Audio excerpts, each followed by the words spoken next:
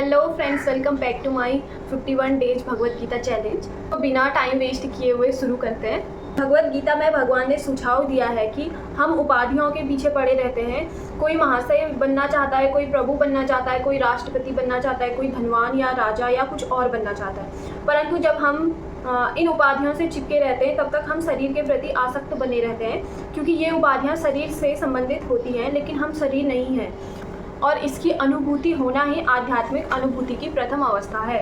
यदि हम भगवान की भक्तिमय सेवा के प्रति आसक्त नहीं होते तो प्रकृति के गुणों से छूट पाना नामुमकिन है। आगे भगवान कहते हैं कि व्यक्ति को भगवत धाम की ही कामना या लालसा करनी चाहिए, क्योंकि जब उसको उस धाम की प्राप्ति हो जाती है तब उसको वहाँ से फिर इस जगत में लौटना नहीं पड़ता। भुलक्कड़ जीव या बद्ध जीव ने परमेश्वर के साथ अपने संबंध को भुला दिया है।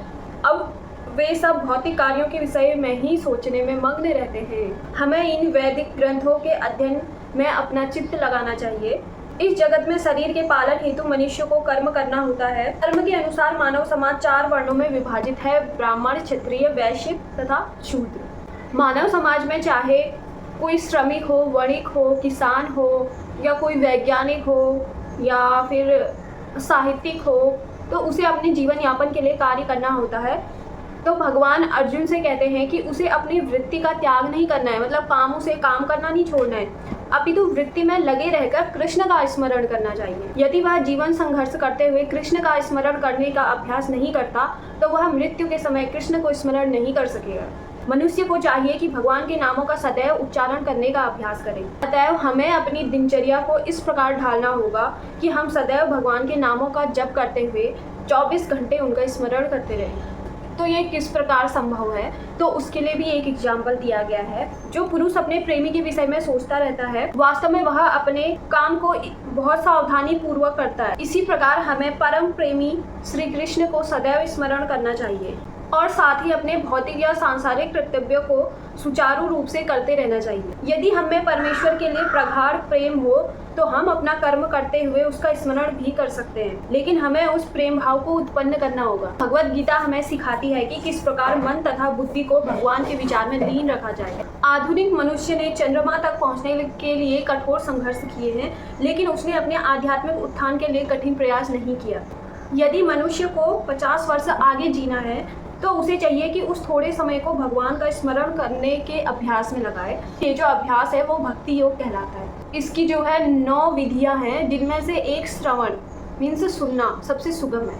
मन सदैव इधर उधर भटकता रहता है, किंतु मनुष्य को चाहिए कि मन को भगवान श्री कृष्ण के रूप पर या उनके नामोच्चारण पर केंद्रित करने का अभ्यास करे। मन चंचल है, इधर उधर जाता रहता है, लेकिन यह कृष्ण की ध्वनि पर स्थिर हो सकता है।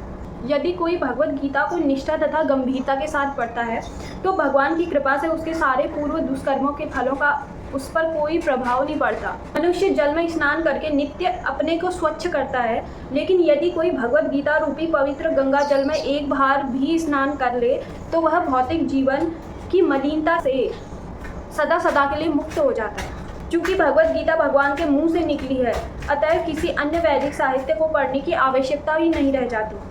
उसे केवल भगवत गीता का ही ध्यान पूर्वक तथा मनोयोग से श्रवण तथा पठन करना चाहिए। इस टाइम पे लोग अपने कामों में इतने बिजी हैं कि उनके लिए समस्त वैदिक साहित्य का अध्ययन कर पाना संभव ही नहीं है, परंतु इसकी आवश्यकता भी नहीं है। केवल एक पुस्तक भगवत गीता ही पर्याप्त है, क्योंकि यह समस्त वैदिक ग्रंथों का सार है और इसका प्रवचन भगवान ने खुद अपने मुँह से किया है। भगवत गीता भगवान के मुख से निकली है और गंगा भगवान के चरण कमलों से निकली है। तो निसंदेह भगवान के मुख तथा चरणों में कोई अंतर नहीं है, लेकिन निष्पक्ष अध्ययन से हम पाएंगे कि भगवत गीता गंगा जल की अपेक्षा अधिक महत्वपूर्ण है। आगे भगवान कहते हैं कि मृत्यु के समय जीव द्वारा विकसित की गई चेतना उसे दूसरे शरीर में ले जाती है। यदि जीव ने अपनी चेतना पशु जैसी बना रखी है तो उसे पशु का शरीर प्राप्त होना निश्चित है। एंड लास्ट में बस इतना ही बोला गया है कि हमें बस इस नाम का कीर्तन करते रहना है। हरे कृष्णा कृष्ण कृष्ण हरे हरे, हरे राम राम राम हरे हरे। और हमें भगवान की सेवा के लिए हमेशा तत्पर रहना है। तो ये जो हमारा भगवत गीता का रोल था ये अब ख़त्म होता है और कल से हमारे अध्याय शुरू होंगे। तो अब मिलते हैं कल। बाय, जय श्री कृष्णा।